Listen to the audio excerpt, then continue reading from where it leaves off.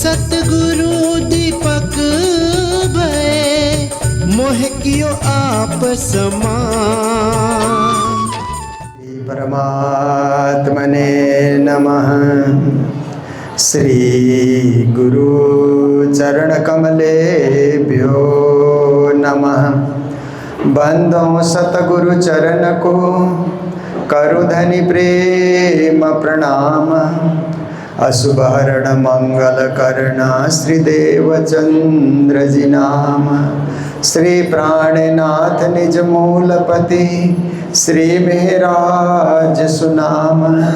तेज कुंवरी श्यामा युगल को पल पल करूं प्रणाम। मंगल कृष्ण प्रणाम है मंगल धर्म प्रकाश।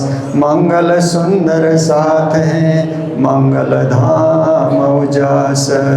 मंगल सुंदर साथ है मंगल धाम उजास। बोलो वृंदावन बिहारी लाल की। श्री सद्गुरु महाराज की। श्री प्राणनाथ प्यारे की। महारानी बाईजुराज की। महाराजा छत्रसाल की। श्री लालदास जी महाराज की। गुरुजी मंगलदास जी महाराज की। श्री कृष्ण प्रणामी धर्म की। तीनों पुरी धाम की। सर्व सुंदर साथ की। श्याम मेरे मन में बसे हो बसे रहना। श्याम मेरे मन में बसे हो बसे रहना। राज मेरे मन में बसे हो बसे रहना। राम मेरे मन में बसे हो बसे रहना। मेरे मन में बसे हो बसे रहना। मेरे मन में बसे हो बसे रहना। मेरे मन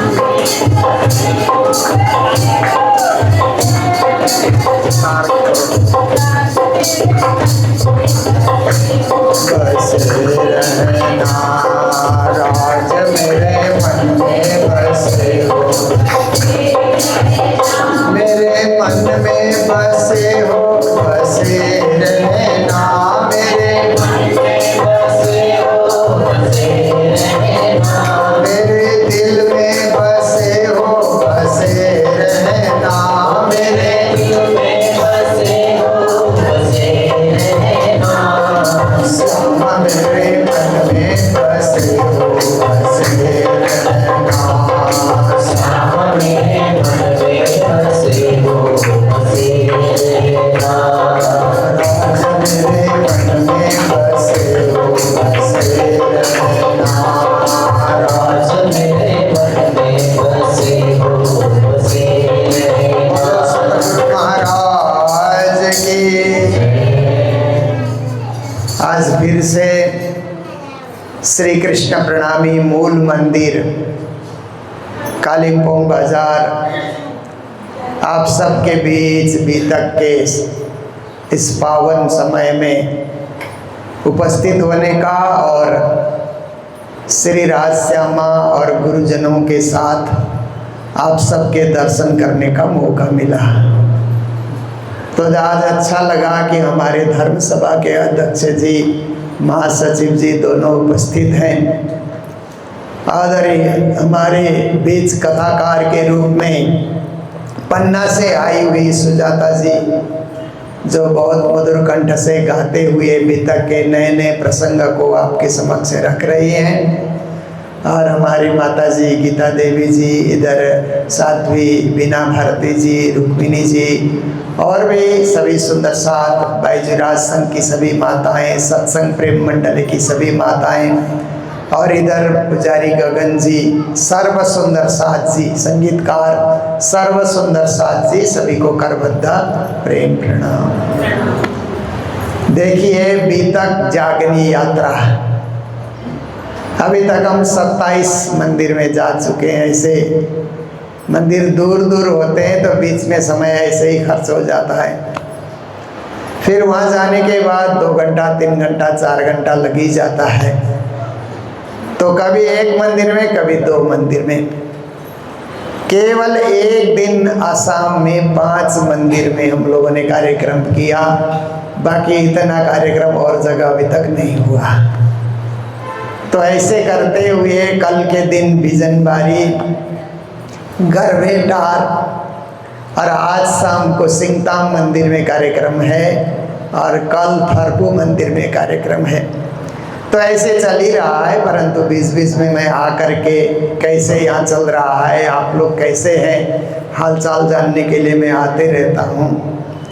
तो देखिए कि बीतक में सारा दिन कानों में बीतक की बातें, बीतक का वर्णन, और सोशल मीडिया खोलिए ना, यूट्यूब, फेसबुक खोलिए, तो सारे हमारे बीतककार ऑनलाइन होते हैं।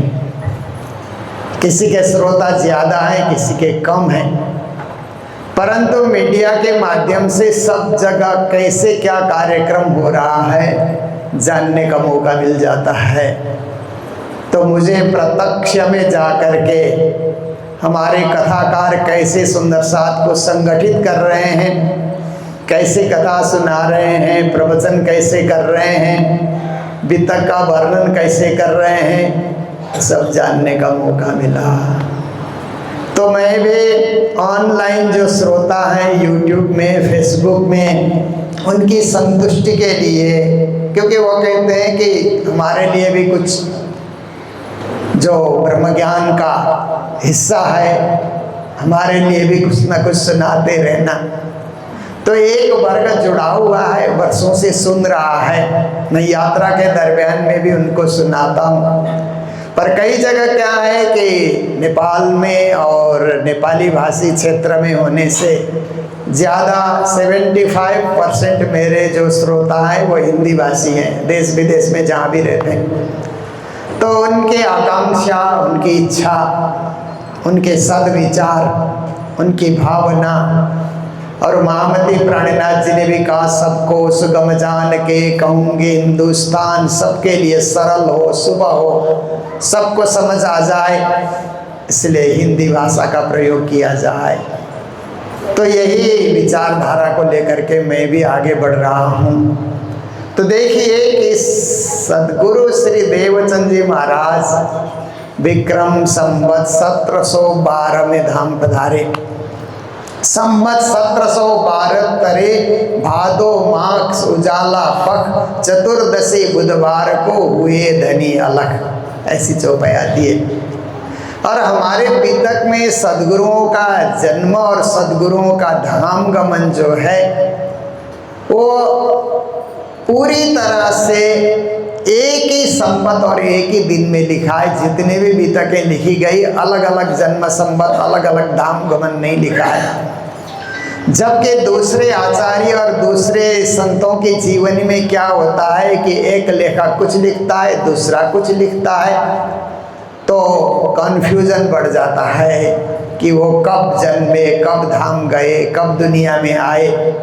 पर हमारे लिए स्पष्ट शब्दों में है कि आने का जो समय, आने की तिथि भी पक्की है, जाने की तिथि भी पक्की है। तो 1712 में आप देखिए मेराज ठाकुर को 22 दिन साथ में रखा, ज्ञान चर्चा सुनाई, कैसे प्रवचन करना, कैसे जगत को जगाना, ब्रह्म सृष्टि और दुनिया देवरे जगाए, कैसे ब्रह्म सृष्टि को जगाना, कैसे दुनिया को जगाना।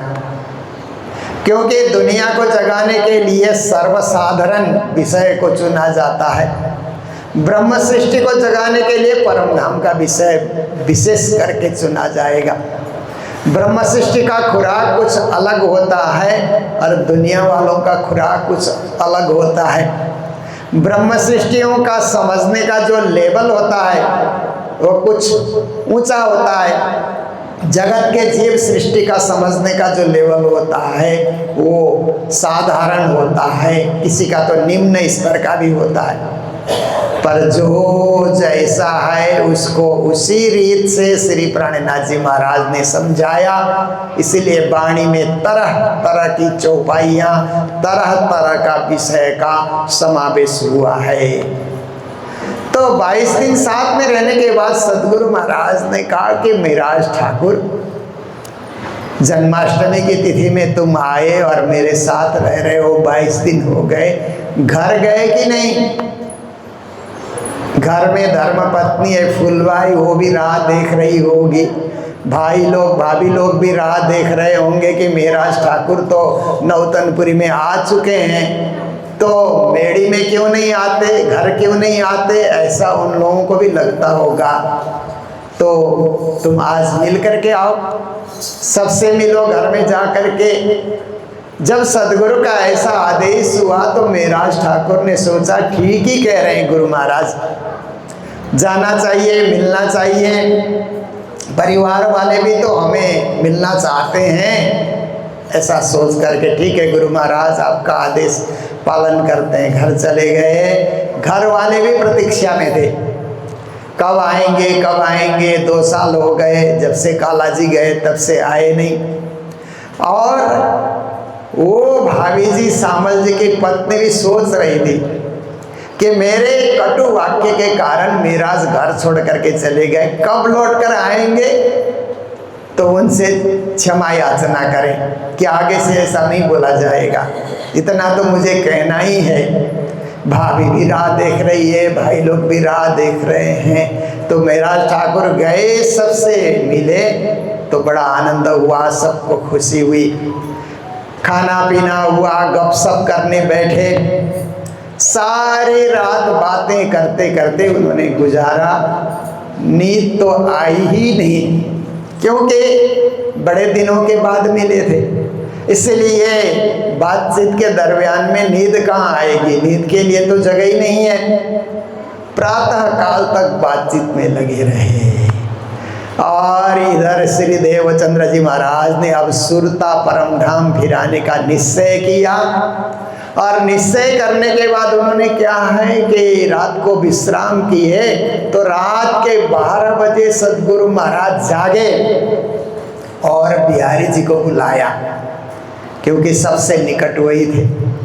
बिहारी जी को बुला करके उन्होंने कहा कि ऐसा लगता है कि मेरा धाम जाने का वक्त आ गया है, अभी मध्य रात की बेला है, तो मैं अब परम धाम की ओर लौट रहा हूँ, सुरता को लौटा रहा हूँ। क्योंकि मिराज ठाकुर जब से आए और मेरे साथ 22 दिन रहे, तो अब लगता है मेरा परम धाम का दरवाज़ा खुल गया है, अब कोई व्यवधान नहीं है। तो मैं अब देह त्याग करते हुए अब आत्मा को सुरता को परम धाम की ओर लगा रहा हूँ। कुछ बिहारी जी को संकेत दिया उन्होंने। संकेत देने के बाद मध्य रात पीछे किया परियान, मध्य रात की बेला में उन्होंने धाम गमन किया। सदगुरु महाराज धाम पधारे, बोलो सदगुरु महाराज की। और धाम पधारने के बाद शोक की लहर छा गई, सबको खबर किया गया। सुबह सुबह मिराज ठाकुर के घर में भी कोई समाचार लेकर के आया, सुंदर साथ की सदगुरु धाम पधार चुके हैं। तो मिराज ठाकुर को लगा 22 दिन हम साथ में रहे और सदगुरु ने मुझे आदेश किया कि तुम घर चले जाओ, मेरे साथ ऐसा धोखा क्यों हुआ, नहीं होना चाहिए। घर से ही विलाप शुरू होता है, अब तो सदगुरु के अंतिम दर्शनों के लिए जाना ही है। तो वही करते फिरूं और करूं हाय हाय, ब्यूजी बिछुआ क्यों सोऊं, जिबरा टूक टूक हो न जाए।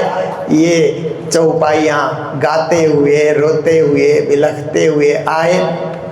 और आने के बाद फिर सदगुरु महाराज की उस समय की जो परंपरा थी, उस परंपरा के आधार पे सदगुरु महाराज का आज जहाँ उनका स्थान बना हुआ है, समाधि स्थान, वहाँ पर अग्नि संस्कार हुआ। उतना होने के बाद सब लोग अपने अपने घर चले गए। घर चले गए तो क्या होता है कि अब बिहारी जी हैं तो राज मंदिर चले गए, मिराज ठाकुर अपने घर चले गए, घामसी भाई अपने घर चले गए, और जो सुंदर साथ से अपने अपने घर चले गए। तो सदगुरु जाने के बाद जो नौतनपुरी धाम है वो सुना सुना हो गया। अब कोई नहीं जाता है वहाँ, क्योंकि क्यों जाना, सदगुरु तो है नहीं जो उपदेश देने वाले हैं, आशीर्वाद देने वाले, सबका हालचाल पूछने वाले, सबके साथ प्रेम का व्यवहार करने वाले गुरु महाराज ही उस गादी पे नहीं है, तो हमारा जाने का क्या अर्थ है, क्या मतलब है। ऐसा सोच करके कोई जाता आता नहीं। तो फिर बालबाई ही तैयार हो जाती है 1 महीने के बाद, और मेराज ठाकुर से आकर के मिलती है कि मेराज ठाकुर क्या हो गया, इतना बड़ा ज्ञान परम धाम का सदगुरु महाराज लेकर आए और हम सबको उन्होंने बख्शिश किया, इतना बड़ा ज्ञान सबको वितरित किया, आज उनका स्थान खाली पड़ा है, कोई वहाँ जाता नहीं, सुनसान छाया हुआ है। मेराज ठाकुर ऐसा क्यों न किया जाए कि उसको फिर से आबाद किया जाए, फिर से मंदिर भर जाए, फिर से सुंदर सताएं, फिर से मेला हो, उत्सव हो, भंडारा हो, और वही परंपरा चले जो सदगुरु ने प्रारंभ किया है। सदगुरु गए और कार्य समाप्त हो, ऐसी बात नहीं, कालांतर तक ये तो चलते रहना चाहिए, युग युग तक चलते रहना चाहिए। आपका क्या विचार है? तो मेराज ठाकुर ने कहा ये तो सही बात आप बोल रही हैं, मैं भी यही सोचता रहा, क्या करें फिर। मसनन श्री देवचंद जी की सो तो बड़ी बुजरक सो खाली क्यों कर रहे तुम, देखो तरफ ही धनी के तरफ देखो कि सदगुरु की गादी साधारण गादी नहीं है, बड़ी गादी है, और ये आद्य गादी भी है, इसीलिए खाली नहीं रहनी चाहिए, क्या करें। तो मेराज ठाकुर ने कहा बालबाई जी आपकी क्या इच्छा है। कहा सबसे निकट का संबंध देखा जाए तो गुरुपुत्र बिहारी जी योग्य है मेरे लिए, उनको बिठाया जाए। प्राणनाथ जी ने समर्थन किया, ठीक है उन्हीं को बिठाया जाए, क्योंकि वो हम सब में अग्रगण्य भी हैं और सदगुरु के पुत्र भी हैं, उन्हीं को बिठाया जाए। तो बातचीत हुई, और बिहारी जी को जब वहाँ विराजमान करेंगे तो सबसे पहले प्रणाम मैं ही करूँगा, क्योंकि प्राणनाथ जी जानते थे कि सुंदर साथ का झुकाव उनके तरफ है, सदगुरु ने भी उनके तरफ इशारा किया था। परंतु प्राणनाथ जी ने मन में सोचा कि मैं एक जगह गादी में बंध जाऊंगा तो देश विदेश का प्रचार रह जाएगा, क्योंकि सदगुरु की गादी को छोड़ भी नहीं पाएंगे और वहाँ सब लोग दूर दराज से आएंगे भी नहीं, इसलिए बिहारी जी को ही बैठाना उचित रहेगा।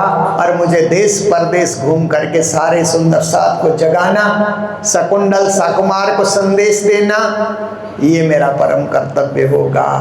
तो बिहारी जी को गादी पे बिठाया गया और फिर धूमधाम से वहाँ पर उत्सव भी हुआ, सब कुछ हुआ, ये तो आप सुन ही चुके हैं। मैं इसीलिए दोबारा मैं जिस सिलसिला में कथा आगे बढ़ा रहा हूँ, बीच में 2-4 जगह ये कथा आगे बढ़ाने में मैं चुक गया, क्योंकि और प्रसंग आ गए और कार्यक्रम वहाँ पर मैं करता रहा।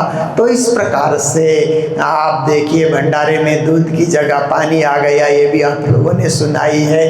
ऐसे करते हुए प्राणनाथ जी अब सदगुरु के भंडारा देने की तैयारी करते रहे, तो नजरबंद में जाना पड़ा, और नजरबंद में रहे तो उनके मुखारबिंद से चौपाइयाँ उतरने लगी, और उन चौपाइयों में रास, प्रकाश, सठऋतु 3 गुजराती ग्रंथ उतरे जो दुर्लभ हैं और बहुत ही सार गर्भित चौपाइयाँ, उनमें भाव, भक्ति, प्रेम, सेवा, साधना सब कुछ रास में, प्रकाश में, सठऋतु उन ग्रंथों में भरे पड़े हैं। जितने बार हम पढ़ें उतना और ज्ञान उसमें मिलता है। परंतु भाषा गुजराती होने के कारण कभी कभी सुंदर साथ सोचते हैं कि इससे हम आगे बढ़ें, पर खास तो गुजराती सुंदर साथ होंगे। अभी मैंने गुजरात की भी थोड़े दिन पहले यात्रा की थी, बहुत सारे गुजरात के मंदिरों में गए, तो मैंने वहाँ के सुंदर साथ को कहा कि आप लोग कितने सौभाग्यशाली हैं गुजरात के सुंदर साथ के रास के एक एक चौपाई को आप समझते हैं, आपको तालीम की जरूरत ही नहीं है, आपकी भाषा में प्राणनाथ जी बोले और आप इन तीनों ग्रंथों को प्रेम से पढ़ते हैं।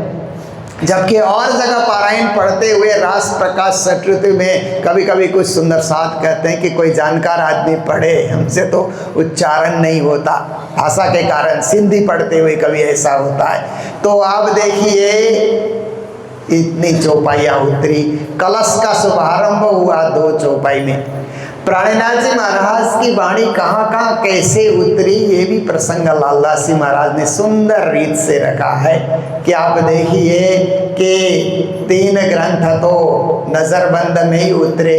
राजा ने भी क्षमा याचना की।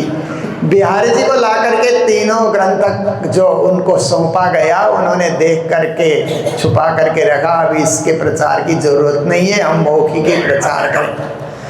पर प्राणनाथ जी के छोटे भाई उद्धव जी की कला को आप देखिए कि उन्होंने 1 प्रति सुंदर साथ के लिए भी तैयार करके रखी थी। 1 प्रति बिहारी जी को सौंपने के लिए, 1 प्रति सुंदर साथ को पढ़ने के लिए। आज जो हम वाणी पढ़ रहे हैं, ये सुंदर साथ के लिए उन्होंने जो प्रति तैयार की थी वही हम पढ़ रहे हैं। बिहारी जी को जो दिया वो उन्होंने रखा रहा होगा कई सालों तक, अब कहाँ गया कुछ पता नहीं चलता। पर सुंदर साथ के लिए जो तैयार किया है, आज भी हम लोग पढ़ रहे हैं, अनुभव कर रहे हैं, पारायण पढ़ रहे हैं, उसका अध्ययन और मनन कर रहे हैं। तो देखिए फिर और चौपाइयाँ कहाँ कहाँ उतरी। तो प्राणनाथ जी जब सूरत जाते हैं, सूरत में जाकर के महामंगलपुरी धाम की स्थापना करते हैं, तो कलश ग्रंथ का पूरा अवतरण वहीं पे हो जाता है, संपूर्ण कलश। फिर प्राणनाथ जी महाराज जहाँ जहाँ भी गए, देखिए जो किरंतन ग्रंथ है, वो प्राणनाथ जी महाराज जब नजरबंद से आए थे, नजरबंद से नौतनपुरी धाम में जब आए, तो आते हुए मूल मंदिर में जहाँ सदगुरु विराजमान होते थे, वहाँ पर आए तो मेराज ठाकुर को लगा कि आज सदगुरु का जो स्वरूप है वो यहाँ अदृश्य है। ऐसा भाव उनके दिल में आया, तो उन्होंने वहाँ खड़े होकर के प्रार्थना की थी, आओ जी बाला मारे घिरे, आओ जी बाला एक लड़ी परदेश मामुने मुकी ने कहाँ चालिया। वो चौपाई वहाँ पर उतरी किरंतन की। और किरंतन के कई चौपाइयाँ, धोरिडा मामू के तारी धूसरी, वो यात्रा में उतरी। बिसराई गिन्नियो बिंजे, वो भी यात्रा के अंतर्गत उतरी। और भी कई चौपाइयाँ यात्रा के दरमियान में उतरती है। और जो चौपाई नौतनपुरी से उतरना प्रारंभ हुई किरंतन के, पन्ना धाम तक उतरती रही। किरंतन की कई चौपाइयाँ जो धाम गमन के प्रकरण आते हैं, वो सब पद्मावतीपुरी धाम पन्ना में उतरते रहे। जब प्राणनाथ जी महाराज दिल्ली गए और दिल्ली से अनूप शहर की उन्होंने यात्रा की, तो दिल्ली और अनूप शहर के दरमियान में प्राणनाथ जी ने प्रकाश गुजराती को प्रकाश हिंदी में अनुवाद किया, खुद ही अनुवाद किया उन्होंने। कुछ चौपाइयाँ बढ़ भी गई। फिर कलश का भी अनुवाद उन्होंने किया। इतना ही नहीं, वहाँ रहे तो सनंद ग्रंथ का भी अवतरण हुआ। कलश के 12 प्रकरण को सनंद में डाला गया। सनंद में 30 प्रकरण उतरे, तो 42 प्रकरण सनंद जो है वो अनूप शहर में अवतरण हुआ। सनंद में प्राणनाथ जी ने वेद और कथे पक्ष को समन्वयात्मक दृष्टि से देखने का प्रयास किया और बादशाह औरंगजेब को भी समझाने का उन्होंने प्रयास किया है। सनंद में 2 प्रकरण अरबी भाषा में भी श्री जी ने अवतरण किया, क्योंकि कोई भी भारत का लेखक कभी अरबी में भी कुछ लिखता हो ऐसा पता नहीं चलता है। परंतु प्राणनाथ जी ने 2 प्रकरण अरबी में 30 चौपाई उन्होंने अरबी भाषा में भी लिखी है। तो देखिए कि प्राणनाथ जी महाराज जब रामनगर पहुंचते हैं तो खुलासा ग्रंथ का अवतरण होता है। जब पन्ना पहुंचते हैं तो रामनगर से पन्ना तक खुलासा का अवतरण होता ही रहा। फिर खिलावत, परिक्रमा, सागर, श्रृंगार, सिंधी, मार्फत, इतने सारे ग्रंथ पन्ना में अवतरित होते हैं, क्योंकि पन्ना में प्राणनाथ जी महाराज सुबह 9 से 12 बजे तक चर्चा करते थे।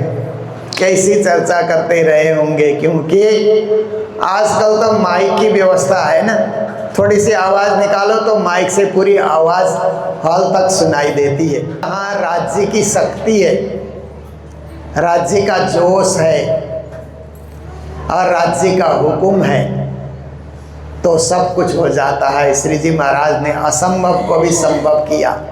9 से 12, फिर रात्रि को भी 9 से 12। पन्ना धाम में और काम था ही नहीं, अष्टप्रहर की सेवा करो, परम धाम की वाणी सुनते रहो और ध्यान करते रहो, चिंतन करते रहो, लगे रहो और धाम जाने की तैयारी भी करते रहो। तो इस प्रकार से वाणी के अधिकांश ग्रंथ पन्ना में उतरे हैं। केवल क़यामत नामा बड़ा, क़यामत नामा जो बड़ा है, दो है ना, छोटे और बड़े, छोटा क़यामत नामा और बड़ा क़यामत नामा। बड़ा क़यामत नामा प्राणनाथ जी चित्रकूट गए थे, उस समय वहाँ अवतरण हुआ ऐसा माना जाता है। तो वाणी के ऐसे तो 14 खंड हो गए, परंतु हमारे जो प्रोफेसर लोग हैं यूनिवर्सिटी के वो 17 खंड मानते हैं, क्योंकि प्रकाश गुजराती, प्रकाश हिंदी, कलश गुजराती, कलश हिंदी, दो अलग अलग मानते हैं क्योंकि दो अलग अलग खंड है। फिर क़यामत नामा में छोटा क़यामत नामा, बड़ा क़यामत नामा, कुल मिलाकर के वो 17 खंड मानते हैं। हम लोग 14 खंड मानते हैं, परंतु उनकी गिनती अपने ढंग की है। परंतु चौपाइयों में कोई फर्क नहीं है। 18,758 चौपाई है तो उतना ही है, एक चौपाई कम भी नहीं है, एक चौपाई ज़्यादा भी नहीं है। और 18,758 पूर्ण करने के लिए क्या करना पड़ता है कि हिंदी में जो तारतम वाणी है, हिंदी में जो तारतम मंत्र है वो तारतम मंत्र भी जोड़ना पड़ता है, और गुजराती में जो तारतम मंत्र है उसको भी जोड़ना पड़ता है। श्री देवचंद्र जी सत्य से इस प्रकार गुजराती में है ना, उन दोनों को 6 से 12 चौपाई को जोड़ देने से पूरा 18,758 चौपाइयाँ हो जाती है। ये एक हमारे लिए दस्तावेज है, ये डॉक्यूमेंट है हमारे लिए, क्योंकि इस दस्तावेज में जगत का ज्ञान, परमधाम का ज्ञान, ब्रज का ज्ञान, रास का ज्ञान, जागने का ज्ञान, सब कुछ ज्ञान भरा पड़ा है। और विश्व भर के लोग ऐसे ग्रंथ का अनुसंधान करने के लिए तरसते हैं, क्योंकि हमारे इस वाणी का लगभग 25 विद्वानों ने आज तक रिसर्च करके PhD की डिग्री ले ली है यूनिवर्सिटियों से। उनका किन किन लोगों ने PhD की डिग्री ली, हम लोगों ने जागनी में छपा दिया है, किस यूनिवर्सिटी से किस विषय का उन्होंने अन्वेषण किया, कैसे उनको डिग्री मिली, सब हम लोगों ने उसका दस्तावेज निकाल दिया है। पर हम लोग चाहते हैं कि अंग्रेज विद्वान भी इसमें रिसर्च करें। इसके लिए पूरी वाणी का अंग्रेजी में भी अनुवाद हो गया। 4-5 प्रोफेसर की टीम बैठी, बिमला जी मेहता, हम भी साथ में रहे, हम लोगों ने भी पूरा अनुवाद अंग्रेजी में ठीक से आया कि नहीं उसकी खोज करी, तो सब अंग्रेजी में छपा दिया। अब जो है हम लोग इसको ऐसे ऐसे सरकारी नेशनल और इंटरनेशनल जो बुक रिकॉर्ड के जो ऐसे स्थान हैं उनमें हम लोग इसको रजिस्टर कराने की सोच बना रहे हैं। तो ऐसा हो जाएगा तो विदेशी लेखक भी दौड़े दौड़े आएंगे और इस पर रिसर्च करेंगे, क्योंकि ये रिसर्च का विषय उस ज़माने में कैसे लिखा और इतनी सारी भाषाओं का ज्ञान कैसे हुआ।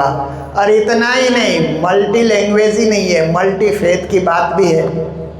आज विश्व भर में मल्टी फेथ की बात होती है। आप बड़े बड़े एयरपोर्ट में जाइए तो मल्टी फेथ प्रेयर रूम ऐसा करके लिखा रहता है ना, बड़े बड़े एयरपोर्ट में। दिल्ली के टर्मिनल 3 में आप जाएंगे वहाँ पर भी है, वहाँ ईसाई भी जाके प्रेयर कर सकता है, मुस्लिम भी प्रेयर कर सकता है, हिंदू भी प्रेयर कर सकते हैं, और बौद्धिस्ट भी कर सकते हैं, जैन भी कर सकते हैं, यहूदी भी कर सकते हैं, पारसी भी कर सकते हैं। मल्टी फेथ प्रेयर हॉल है वो।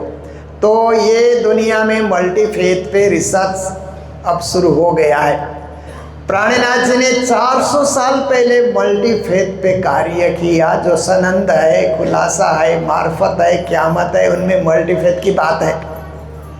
तो ये एक रिसर्च का अनुसंधान का विषय है, पर हम लोगों ने वर्षों तक लोगों में ये बात जाने नहीं दी, ताकि लोग आकर के इस पे पढ़ सकें, लिख सकें, अनुसंधान कर सकें। अब लगभग 50-60 साल से ये चीज़ बाहर आ गई है प्रिंटेड होने के कारण, अभी तो इंटरनेट में भी डालने के कारण लोग इसको देख रहे हैं, पढ़ रहे हैं, कोई सही समझ रहे हैं, कोई अपने ढंग से इसका जो है दुष्प्रचार भी करते हैं, कई लोग सुंदर प्रचार भी करते हैं। पर जो भी है ये है, सत्य है, जो है ये सत्य है। और प्राणनाथ जी ने सत्यवाणी का प्रकटीकरण किया है, परम धाम का प्रकटीकरण किया है। जन जन तक ये बात जानी चाहिए, विशेष करके विद्वानों तक ये बात जानी चाहिए कि उस समय पैदल चल करके कहाँ स्याही, कहाँ कलम, कहाँ कागज़, फिर भी उन्होंने ये सब चीज़ें रिकॉर्ड बना करके रख दिया, दस्तावेज तैयार किया, डॉक्यूमेंटेशन इसका तैयार करके उन्होंने रख दिया हम सब के लिए। तो ये हम सब के लिए भी गर्व का विषय है और इसको आगे बढ़ाने का कार्य हम लोगों को करना है। तो मैं इतना ही समय आप सबका ले रहा हूँ। अभी रक्षाबंधन के दिन भी मैं पूरा दिन यहीं हूँ राखी बांधने के लिए, और उस दिन भी थोड़ी सी चर्चा होगी। पूर्णावती के दिन भी आप सबके साथ ही हूँ। तो आज इतना ही रखते हुए प्रवचन को अभी तक के कुछ प्रसंग को यहीं विराम दे रहे हैं। बोलो सतगुरु महाराज की, श्री प्राणनाथ प्यारे की, सर्व सुंदर साथ की, आज के आनंद की प्रणाम।